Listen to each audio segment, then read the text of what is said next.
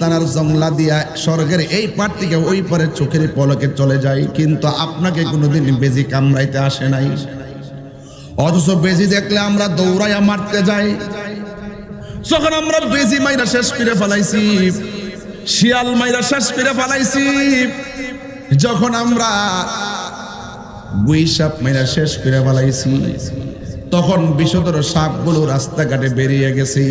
কারণ এই সাপ ওই সমস্ত শিয়াল এবং বেজি এবং গুইসাপ যখন ছিল, ওই গুইসাপগুলো জংলার ভিতর থেকে ওই বিষাক্ত সাপগুলোকে তারা টেনে টেনে খাইতো।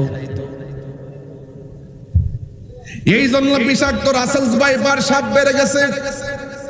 আগের মতন বেশি নাই, গুই সাপ নাই। যেই সাপে সাপ খায় ওই সাপের নাম গুই সাপ। জংলার ভিতর থেকে পানির চিপা থেকে গুই সাপ সাপ বের করে করে খাইতো। এই